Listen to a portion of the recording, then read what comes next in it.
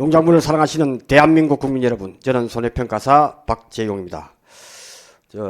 오늘 이 시간부터는 2차 1과목 강의를 오전에 하고 오후에 다시 2차 2과목 강의를 진행할 수 있도록 하겠습니다. 제가 요즘 전화를 좀 많이 받습니다. 많이 받는 이유는 이제 뭐 재수하시는 분도 있고 처음 준비하시는 분도 있는데 어떻게 하면 합격할 수 있느냐, 그리고 또 하나는 하고 난 뒤에 일이 좀 없다는데 하는 부정적인 이야기가 좀 있을 수 있고, 그죠? 이야기가 옛날엔 관심이 없다가 손해평가사는 지인들 이야기 듣고 수입이 좀 적던데 이런 부분이 있기 때문에 이거는 중요한 사항 같아서 제가 현재 그리고 합격하고 난 뒤에 해야 될 그런 부분에 대해서 한번 살펴볼 수 있도록 하겠습니다. 이번 시간은 그걸 쭉 먼저 말씀을 드릴 건데, 합격하기 위해서 가장 중요한 것은 제가 뭐라 그랬죠? 태도다. 공부하는 태도를 어떻게 할 것인가. 그 중에서 가장 중요한 핵심 사항이 정약용 선생님이라고 했죠. 정약용 선생님이 어떻게 했죠? 역사 인물 중에서 책을 5,000권을 썼습니다. 거의 지금 보면 불가능할 가깝죠. 하루에 1권 또는 2권을 써냈단 말이죠. 정치, 경제, 사회, 문화 등 꼭지를 가지고 책 쓰기 시작했단 말이죠. 그래서 사자성어로 제가 뭐라 그랬죠? 공부하기 위해서 태도를. 기억 안 납니까? 격물치지라고 그랬죠. 요 정도는 한자를 좀 써도 될 것 같아요. 격물치지. 요 정도는 알아두면 좋을 것 같아요. 제가 왜 이런 말씀을 드리냐면, 저도 최근에 이제 앞으로 사진 촬영하고 이렇게 뭐 일상생활 이렇게 해서 유튜브에서 이제 편집, 그러다 배우려고 하다 보니까 여러분 마음을 이제 좀 더 이해하게 됐습니다. 편집 공부를 하려고 하다 보니까 이게 장난이 아닌 거예요. 누구한테 어떻게 배울지 막연한 거잖아요. 젊은 사람들은 잘 합니다, 편집을. ASP에서 우리가 그 스마트폰을 찍고 난 뒤에 편집하는 기능, 글자 넣고 막 이런 걸 잘하는데, 이 이제 나이 한 60 돼서 이제 막 시작하려고 하니까 막막한 거예요. 그래서 뭐 아는 사람 소개로 해서 제가 만나 진행하고 있는데, 이게 프로그램을 구입을 하는데 이 구입도 쉬운 거 아니에요. 요거면 구입해서 바로 다운로드 받아서 사용하면 되는데, 이게 뭐에 따라서 포토샵이 어떻고 그 다음에 뭐 프리미어가 어떻고 해서 뭐 이게 한 10가지도 나눠. 그걸 뭘 구입해야 될지를 모르겠어. 그리고 구입을 한다고 다운로드 받았을 때 어떻게 하라고 하는데, 이게 젊은 사람의 눈높이에 맞추다 보니까 이해하기가 되게 좀 힘들구나 하는 생각을 했습니다. 그래서 저도 이제 강의한 지가 벌써 4년째가 되는데, 어쩌면 제가 지금 뭔가를 배우려고 하는 이 마음이 손해평가서를 공부하시는 이 마음이 아닐까. 왜냐하면 머리에 쥐가 나. 쉽게 강의를 하는 것 같은데 저는 그 용어가 낯설기 때문에 이해가 잘 안 되는 거예요. 그래서 그러면 공부 방법을 달리 해야 되겠다. 그래서 합격률이 지금 10% 내외가 나오는구나, 최종 합격자가. 그러면 그 안에 들기 위해서는 뭔가 좀 달라야겠다. 그래서 제가 지난 시간에 얘기했듯이 어떻게 공부할 것인가, 성공하는 공부 방법은 바로 태도에 있다 했는데, 그래서 역사적 인물 중에서 찾아보니까 이 정약용 선생님이 이 격물치지에 대해서 이야기했다. 우리가 공인중개사 시험하고 우리하고 시험을 비교해 보면 어느 것이 어렵다 쉽다는 사람마다 좀 다르겠죠. 공인중개사 되게 어렵잖아요. 그게 더 쉽다는 사람도 있고 손해평가사가 쉽다는 사람이 있습니다. 근데 공인중개사 같은 경우에는 오지선다형이다 보니까 한 3개 정도는 틀리고, 둘 중에서 어떻게 알아맞추는가에 대한 부분을 공부하면 되지만, 손해평가사는 그게 아니잖아요. 주관식이 2차 2과목이 주관식이다 보니까 이걸 어떻게 해결할 것인가가 관건이다 보니까, 그러면 공부 방법이 약간 달라야 되지 않을까. 쉽다 어렵다는 사람에 따라 다릅니다. 그죠? 그래서 그 부분에서 격물치지로, 그래서 왜 그럴까 하는 의문점을 항상 가져야 됩니다. 2차 1과목에 대해서는 한 30점 정도는 그렇게 하고 나머지 70%는 조금 암기를 해야 될 그런 부분에서 공부를 하시는 게 좋고 2차 2과목은 약 80%가 이해를 해야 됩니다. 왜 그렇지 하고 이해만 되면 그 다음부터는 쫙 풀 수 있는 그런 문제가 되지 않을까. 경물치지고 정약용의 그 형님이 이름이 혹시 아십니까? 정약용의 형의 이름이 혹시 아시는 분? 그죠? 정약전이죠. 이분도 귀양가리 가서 책을 또 쓰게 됩니다. 이게 자산어부죠. 자산어부. 자산어부. 자산이라고 하는 것이 흑산도를 갖다가 자산이라고 부르기도 합니다. 검은 산을 흑산인데 자산. 자유롭다 할 때 자산어부. 고기에 대한 기록을 남겼습니다. 이 생태계가 어떤 고기는 몇 월 달에 알을 낳고 하는 이런 부분들을 어디에 많이 살고 하는 이런 부분을 했단 말이죠. 그래서 정약용 그 형제분들은 뭔가 사물을 이게 정확하게 깨뜨려 보는 그런 걸 연구를 하신 분이 아닌가 하는 생각이 좀 들었습니다. 그래서 경물치지를 반드시 우리가 합격하기 위해서는 경물치지를 하자 하는 그런 부분에서 공부를 하시는 게 좋을 것 같다 하는 생각이고, 두 번째는 타이거우즈입니다. 타이거우즈가 연습할 때 그랬죠. 보통 사람들은 탁 쳤을 때 홀이 있으면, 홀컵이 있으면 이 온 그린 한 15m 정도 반경 되는데 올리는 걸 세컨샷에서 주로 연습을 보통 하지 않습니까? 보통 하면 그렇게 해요. 저 정도만 들어가자, 붙이자. 근데 목표가 타이거는 달랐죠. 나는 처음부터 이 홀컵을 갖다가 집중적으로 연습을 한 거죠. 그러니까 태도가 달라지는 거죠. 요 한 15m 정도 반경에 있는데 올리는 사람하고 그 홀컵 7.5cm 홀컵을 갖다가 겨냥하는 그런 태도와 연습 방법이 다르더라는 거죠. 그렇게 해서 여러분들도 한 80점 정도, 60점에 합격하겠다는 생각보다는 한 80점 정도에 맞는 공부를 하겠다라고 목표를 정하는 게 훨씬 낫지 않을까 하는 부분이고요. 그래서 타이거 우즈를 좀 생각해 보시면 좋을 것 같다. 세 번째는 바로 저입니다. 저를 모델로 좀 했으면 좋겠다. 스토리텔링.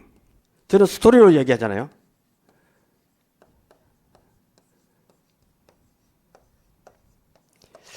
제 공부 방법을 조금 본다면 저도 이 보는 방법을 달리 했습니다. 6회 시험에 제가 떨어졌다고 했잖아요. 그 다음에 제 목표는 이제 합격이 아니고 전국 수석을 목표로 한번 해보자라고 정해놓으니까 이 책을 보는 게 달라졌다는 거죠.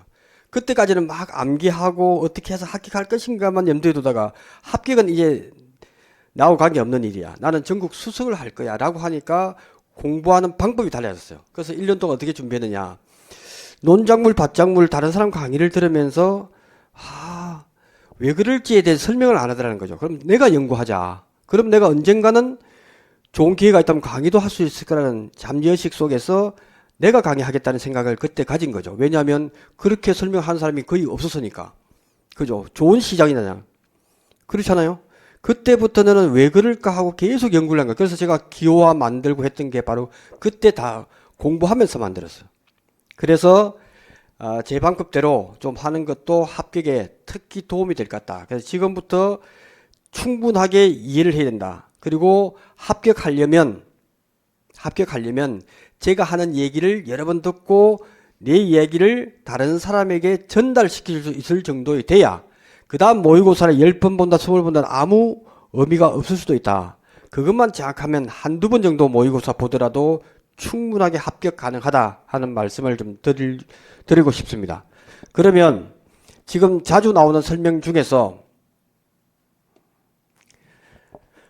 손해평가사 합격하고 난 뒤에 수입에 대해서 지금 관심이 많단 말이죠. 그러니까 손해평가사 합격을 한다면 합격하기 전에는 이렇게 합격하면 될 거고 합격하고 난 뒤도 또 다른 벽이 있어요. 수입이 지금 A, B, C로 나눕니다. 지금 월 평균 수입이 연봉으로 따졌을 때 1,000만 원. A, B, C 그룹에 여기는 2,000만 원 이상. 요거는 1,000만 원 미만.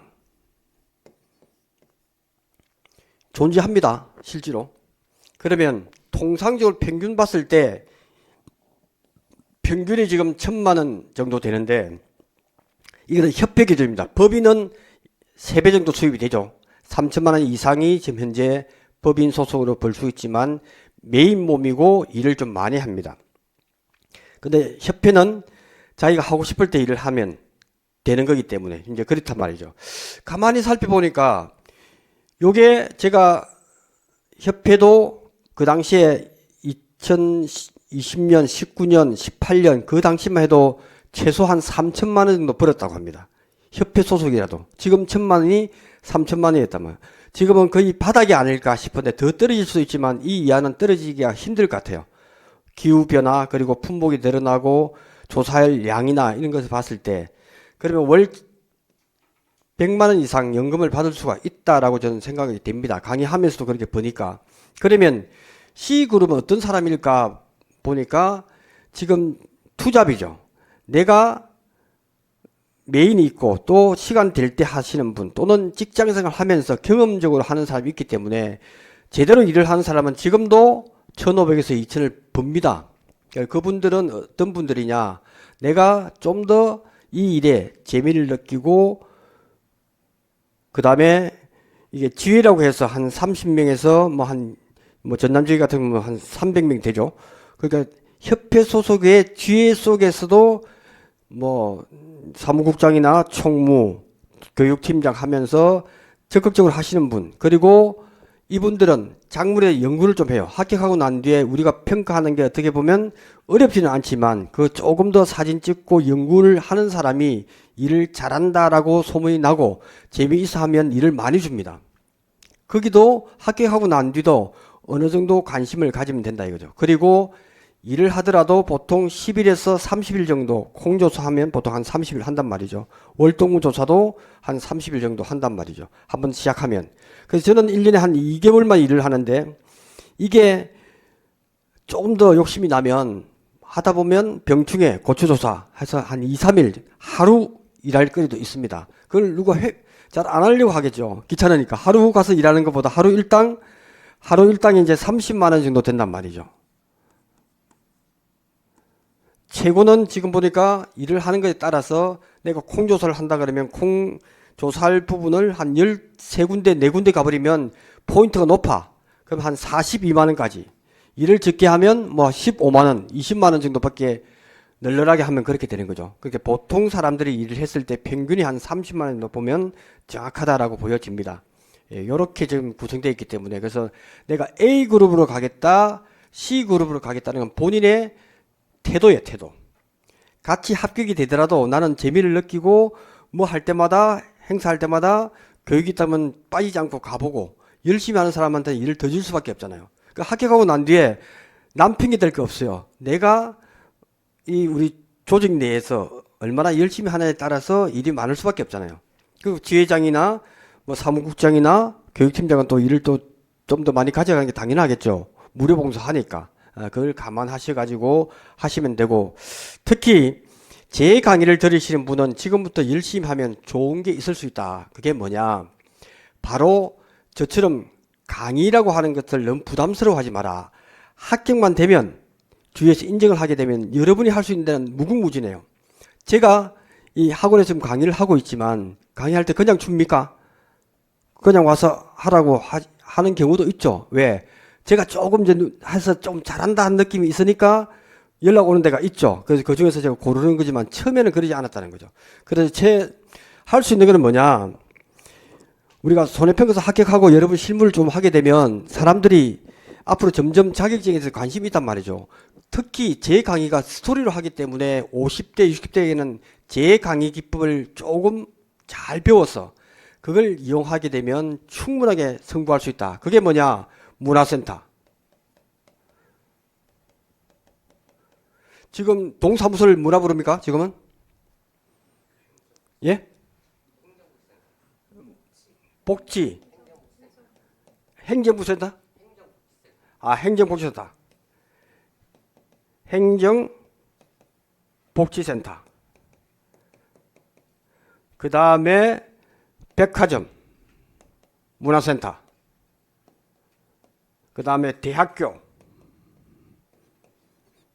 대학교의 평생교육원.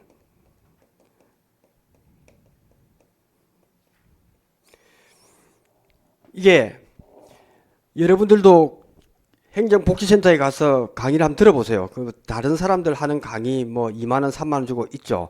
그래서 좀 친밀하게 하고 난 뒤에 나중에 합격하고 난 뒤에 내가 손해평가사 강의해볼까 이런 자격증인데 그런 기회가 올 수가 있습니다. 그리고 YWCA, YMCA 이런 부분도 제가 강의를 듣기도 하고 가서 강의하겠다고 해서 뚫었잖아요. 시장을 뚫었잖아요. 아무도 저에게 하라고 하지 않았지만 저는 그런 게 배우는 것도 중요하고 재미도 있어 하고 그 다음에 대학교 평생교육원도 대학교 가서 하면 됩니다. 개설됩니다. 저도 그때 하기로 했는데 코로나 때문에 강의를 못했을 뿐이지 평생교육원 가능해요. 수강료 다 줍니다. 공짜 없습니다. 시간당 얼마 다 줍니다. 여러분들. 행정복지센터도 동 단위로 해서 좀 큰 데는 충분하게 있을 수 있다. 그리고 여러분들이 제 강의를 잘 들어보시고 요게 다른 사람한테 안내해 주는 거잖아. 이렇게 하면 합격할 수 있다. 그리고 인터넷 강의 듣는 것보다 실제로 직접 이렇게 책 보여주고 강의하면요 훨씬 합격률이 높거든. 그러니까 여러분들 그런 기회도 한번 가질 겸해서 주제는 경물치이다. 사물의 이치를 아는 방법에서 계속 공부하다 보면 여러분에게 좋은 기회가 있을 수 있다. 제가 이렇게 지금 가만히 생각해보니까 이렇게 수업 시간에 하지 않으면 할 기회가 없을 것 같아. 그리고 제가 또 준비하는 게 있습니다. 또 뭐냐? 우리 일과 관련돼서 그러면 우리가 수입이 여기에 1,000만 원인데 이게 2,000만 원 정도 돼야 되겠다 하는 사람이 2, 300 정도 벌겠다는 사람이 대부분이 우리가 생각할 수 있잖아요. 가능하냐? 저는 가능하리라 봅니다. 또 준비하는 게 있어요. 그래서 지금 방송을 들으시면 합격하고 난 뒤에 제 말씀 듣고 공감하시면 그걸 준비하시기 바라요. 자, 그러면 일단 돈이 돼야 돼. 그리고 일을 하게 되면 수입이 창출돼야 그 조직이 오래 간다는 거죠. 암만 처음에 뭐 성의를 했다가 뭐 무료 봉사한다 그래도 이게 한계가 있어요. 그리고 빠지게 돼 있어. 그래서 제가 생각한 게 뭐냐. 제주도는 감귤 중에서 좀 비싼 거. 망감류. 망감류가 뭐라 그랬죠? 한라봉, 천혜향, 레드향, 황금향. 이거는 비싸단 말이죠. 한 박스 비싸. 5kg만 해도 비싸잖아요? 그러면 이걸 갖다가 밭대기로 사는 거예요. 왜? 우리가 그 평가하는 사람이기 때문에 여러분 편만을 줄 거예요. 농작물 손해평가사. 평가했던 농가에서 정보를 많이 얻을 수 있단 말이죠. 그래서 우리는 평가사가 몇 명이 조직돼서 가서 밭대기를 사기 전에 이미 홍보를 통해서 살 사람을 구하는 거죠. 얼마의 우리가 품질을 보정하겠다. 농작물 손해평가사가 인정한 망감류 또는 전라도 같으면 농작물 손해평가사 인정한 무화과, 배, 사과 다 될 수 있어요. 그러면 이게 브랜드가 있기 때문에 왜 농작물 손해평가사가 인정했다는데 그러면 이게 브랜드에서 살 수 있다는 거예요. 그게 밭대기를 살 수 있는 것은 평가를 갖다가 할 줄 모를 때는 이 밭대기에서 이 1000제곱미터에서 100그루에서 얼마나 나올 줄 모르잖아요. 보통 사람들은. 그죠?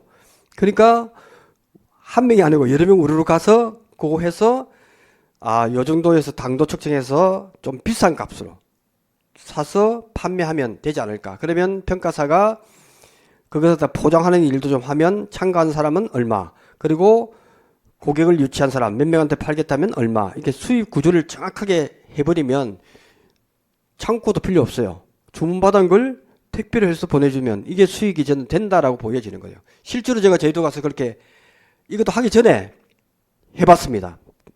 가서 현장에서 사서 판매를 해보니까 이게 돼요. 제가 볼 때는. 그래서 저는 농작물 손해평가사가 합격하신 분들이 우리가 수입이 적다라고 할 것이 아니고 이 수입도 많게 되려면 ABC 그룹에서 내가 A그룹 가겠다라고 했으면 충분하게 협회 속에서도 수입이 창출된다는 거죠. 그리고 그 부수적인 것, 강의도 제가 볼 때는 합격자의 약 30% 정도는 강의의 능력이 저는 되리라 봅니다. 3명 중에서 1명 정도는 행정복지센터에 가서 강의를 해도 한 15명 모아놓고 강의해도 충분하게 되지 않을까 저는 그렇게 생각을 하고, 그 다음에 판매도 이게 판매 농가들한테도 좀 비싼 값으로 팔고 이렇게 해도 충분하게 된다라고 생각을 합니다. 그래서 우리가 지금 결정해서 합격을 했다면 그와 파생되는 일들을 조금 연구한다면 될 수가 있다라고 생각을 하고, 그래서 공부할 때 합격을 목표로 하지 마라. 우리는 전국 수석은 아니지만 80점 정도 좀 여유롭게 합격을 하기 위해서 내가 어떤 태도를 가지고 임할 것이냐 하는 그런 부분에서 제가 말씀을 드립니다. 이게 저는 공부할 때 중요한 팩트라고 생각을 해서 제가 좀 고민을 했던 사항을 좀 말씀을 드렸습니다. 이렇게 해서 쭉 자기의 일정을 관리하면 좋을 것 같다 하는 생각을 먼저 해 봅니다. 그래서 농가도 살고 우리도 살고 그래도 적정하게 수입이 되는 그런 구조로 했으면 좋겠다 하는 말씀을 좀 드립니다. 혹시 우리 일과 관련돼서 질문사항이 있으면 질문을 한번 받아보도록 하겠습니다. 왜냐하면 이게 중요하잖아요. 왜냐하면 공부 한다는데 합격했을 때 비전이 있느냐, 이 부분이 중요하기 때문에 제가 말씀을 드렸습니다. 그러면 질문이 없으면 다들 합격을 하시겠다 생각하시고 진행을 할 수 있도록 하겠습니다. 자, 지난 시간에 저가전 종합위험해서 과수로 넘어왔습니다. 자, 2차 1과목은 제가 강약 조절을 할 거예요. 요거는 요 정도만 암기하세요 하면 그 정도 수준에서 공부하시면 좋을 것 같다는 말씀을 드리고요. 일단은 저가전 종합위험에서 적과 전 종합위험은 뭐라 그랬죠? 적과전 종합위험이 아니다라고 말씀을 드렸습니다. 그죠? 그 부분에서 적과 전에는 형태가 몇 가지 형태가 있다고요? 담보가 두 가지가 있죠. 종합위험이냐, 오종한정이냐. 이 부분을 그대로 2차 2과목에 했던 게 그대로 나오죠. 그래서 원래 기본은 종합위험은 무엇을 담보해 주죠? 자연재해, 조수의 화재, 그리고 그것도 적과전에는 5종 한정을 가입이 가능하더라. 5종 한정은 대우집에 불나고 진나더라.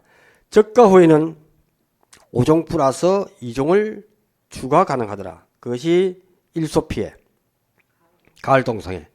그 내용을 그대로 이렇게 쭉쭉 흘러가면 되죠. 그죠? 그 다음에 보험금은 착가감소보험금과 적과를 기준으로 해서 착가감소보험금과 적과 후에는 과실손해보험금. 그 내용이 그대로 있는 거예요. 그 다음에 품목마다 보상하는 손해와 보상하지 않는 손해를 다 암기할 필요가 없고, 기본적으로 보상하는 손해는 이 정도만 가지면 자연재해에 대해서는 시험 나오면 60% 알아맞힐 수 있으니 너무 암기에 연연하지 마라. 근데 기본적인 권리격은 태우가 냉동실 안에 조개 먹고 호강하더라. 저 정도만 쓰면 된다. 왜? 시험 나올 확률이 10%도 안 되는데 그걸 다 품목마다 다 구분해서 암기하기 힘들고, 다만 가로넣기에 나올 수 있는 부분들은 나올 수가 있으니 가로넣기 정도만 구분해서 정도만 암기를 하자라고 지난 시간에 말씀을 좀 드렸습니다. 그 다음 조세 원고, 그 다음 특히 요 부분에서 방제시설은 재해를 방지해 주는 게 방제시설이니까 할인을 해줄 거 아닙니까? 그죠? 새가 들어오지 못하는 게 방조망, 벌레가 못 들어오게 하는 것은 방충망. 그런데 여기서 가로넣기에 방제 비용이니까 일단 빨리 검색을 해봐야 되죠. 네이버에 검색하면 잘 나오죠. 방제할 때 의이다 이거. 방제가 아니에요. 방제. 발음은 제가 의의를 제가 구분이 안 돼요. 방제 시설. 방제 비용이 뭔가? 제초제에서 살포하는 게 방제 비용이란 말이에요. 당연하게 해야 될 사항이야. 그것은 해주지 않겠다 하는 부분이죠. 방제 비용과 시설 보수 비용, 통상적으로 소요되는 비용은 제외시키더라는 거죠. 손해방지 비용에서 그것은 당연한 영농관리 활동이기 때문에 그렇습니다. 그래서 괄호넣기 나올 수 있다. 방제 비용과 시설 보수 비용. 당연히 시설 보수를 해야 되겠죠. 그것까지 해주지 않는다. 예를 들어 자동차에서 타이어 마모되는 거와 똑같죠. 그거는 보상해주지 않는다. 그 다음에 나올 수 있는 것은 정의의 부분에서는 이렇게 괄호넣기, 태풍일 때 숫자 14m/s. 그래서 방송 볼 때 요즘 태풍, 강풍 나올 때도 유심히 보시면 이런 내용을 많이 합니다. 그래서 특히 집중호우일 때 12시간의 누적 강수량 80mm 이런 것들은 중요한 내용이다. 그 다음에 지진도 가끔 현재 발생하고 있기 때문에 5.0. 그 다음에 가을 동사에 중요하기 때문에 이 내용들은 과실, 입, 언제까지, 그 다음 폭염 중요하죠. 이런 부분들은 제가 체크해 준 거 그대로 공부해 주시면 좋을 것 같습니다. 그 다음 시험 나올 확률은 적지만은 그래도 기본적으로 보상하지 않는 손해는 뭐지? 했을 때 여러 가지 이제 암기 팁들이 많겠지만 그 중에서 가장 발음하기 좋고 귀에 자주 할 수 있는 게 나온 게 개수, 재병, 대마, 기보, 전쟁. 이렇게 해서 동그라미를 한번 치보면 나오죠. 계약자, 피보험자. 계약자, 피보험자. 앞에 안 버리면서 요거 정도를 60% 정도 혹시 나온다면 제가 볼 때는 요즘 트렌드 안 나올 것 같아. 근데 100%는 아니잖아요. 나올 확률은 10%도 안 되지만 그래도 기본적으로 보상하지 않는 손해면 개수, 재병, 댐하, 기보, 전쟁 이렇게 해서 10개를 쓰라 라고 나오더라도 한 6개 정도는 알아맞추는 그런 전략이 효율적인 공부 방법이 아닌가. 그래서 개수, 이 수학기 때니까 적과 종료 이전에는 이 숫자는 안 들어가겠죠. 그죠? 수는 안 들어가겠죠.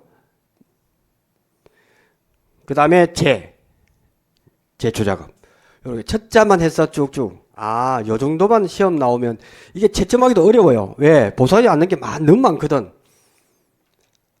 약관에 나오면 뭐 엄청나게 많아요. 그 중에서 대표적인 것만 써놨을 뿐이지 그걸 쓴다고 해서 틀렸다라고 할 수 없기 때문에 나오기 힘들어요. 그래서 요것만 개수, 재병, 병 요렇게 하자고. 병해충으로 발생한 손해. 병해충으로 보상하는 손해는 뭐가 있죠? 복숭아는 딱 하나 뭐라고요? 세균, 구명병. 또 고추, 감자, 벼는 특약. 이렇게 딱 구분해 놓으면 되잖아요. 그러니까 병충해는 보상하지 않는 손해라 해도 틀리지 않는다. 그래서 병충해. 그 다음에 개수, 재병, 댐이 여기 있는 거예요. 제방을 안 써도 맞을 거 아닙니까? 그죠?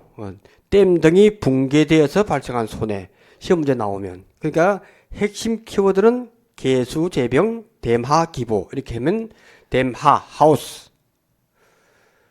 여러 가지가 운율이 좀 맞아야 되겠죠? 기보, 기타. 기타는 항상 나오죠. 댐하, 기상청. 댐하, 기보. 보상하는 자연재해로. 그러니까 중심 키워드는 하다 보면 또 지나가고 다음에 와서 개수, 재병, 댐하, 기보, 전쟁 이렇게만 계속해서 암기하다 보면 부담 갖지 말고 하면 된다. 기보. 예. 그 다음에 식물방역법에 의해서 병해충인 과수화상병 이게 시험 나옵니다. 과수화상병 발생에 이한 표현을 해서 왜 안 해주는 이유가 있겠죠. 요거는 식물방역법에 따라서 하기 때문에 정부에서 과수화상병 같은 경우에는 보장을 해줘요. 그리고 과수화상병 같은 경우에는 우리가 하얀색으로 된 옷을 입고 합니다. 그래서 이거 하면 수당도 많지만 되게 힘들어요, 이게.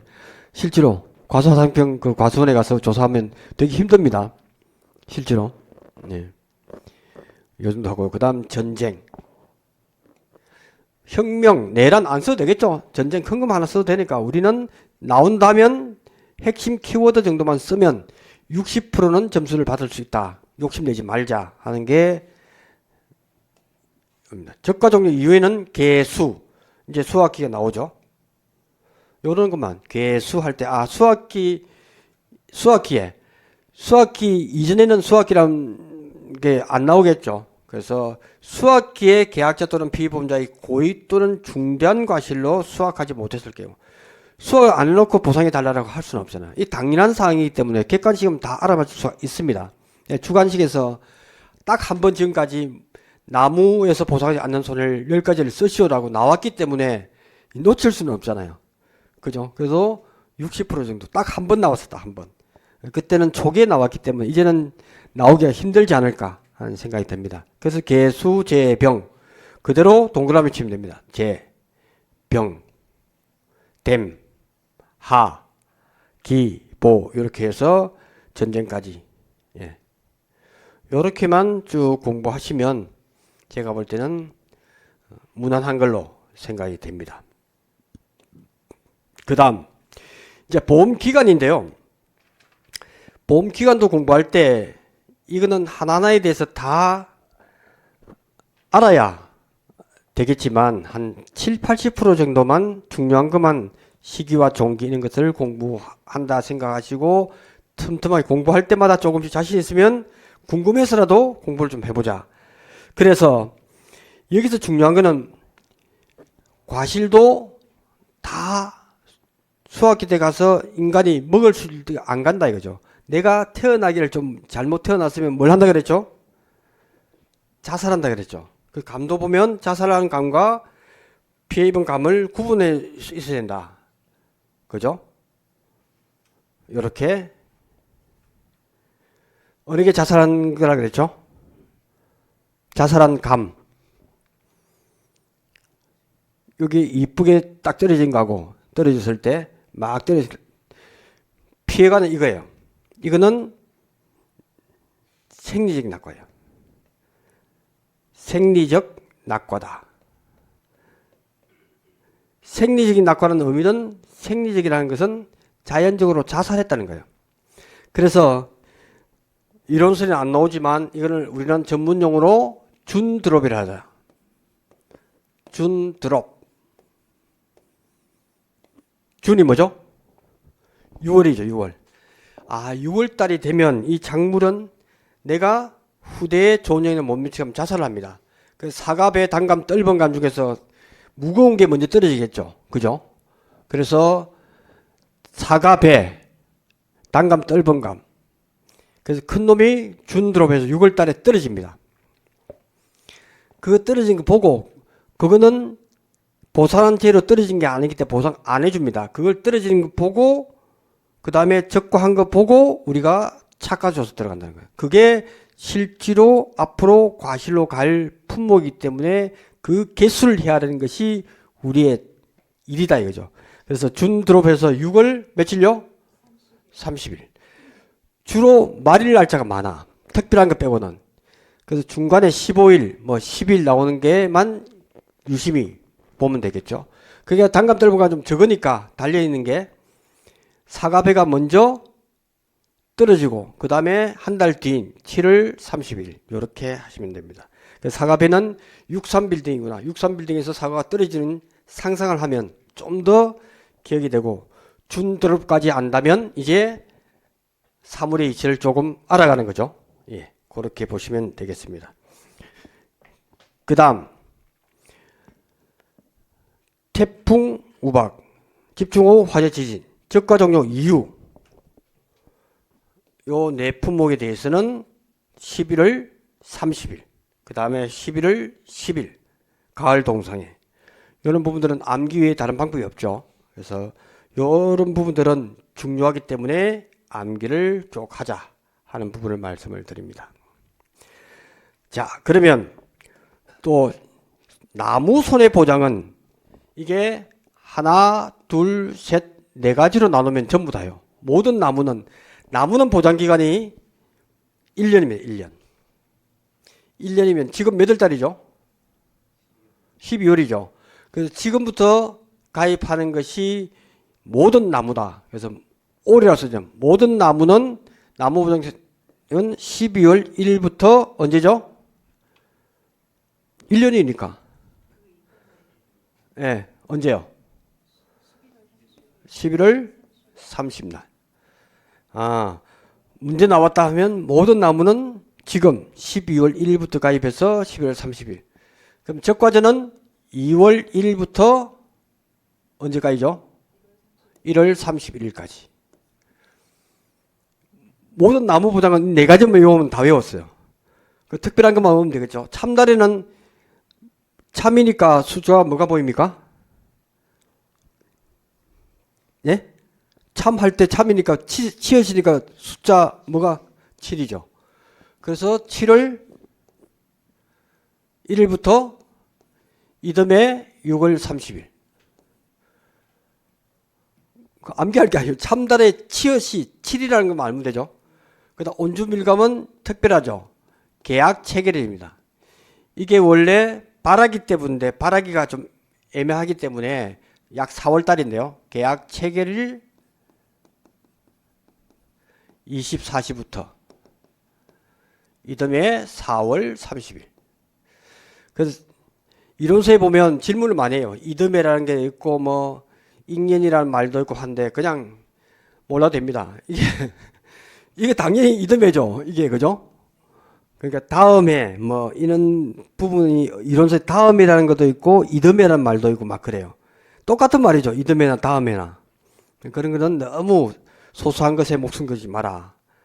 뭐 다음에나 써도 되고 이듬해 써도 되는 거죠. 그걸 용어 가지고 계속 품목마다 약간 다르다고 그걸 또 구분해서 외우는 사람이 있어. 이론서가 답이다 해서 이듬해, 다음에. 그거 암기할 필요 없습니다. 당연히 다음에죠. 익년. 똑같은 말입니다. 네, 그렇게 해서 보장기간 1년인 나무에 대해서는 이렇게 구분해 두면 좋을 것 같다. 나오잖아요. 나무 손일 적과전이니까 언제부터죠? 2월 1일부터 1월 31일. 그죠? 요렇게 구분만 해주면 모든 나무에 대해서 시기와 종기는 다 되는 걸로 그렇게 하겠습니다. 10분 쉬었다 하겠습니다.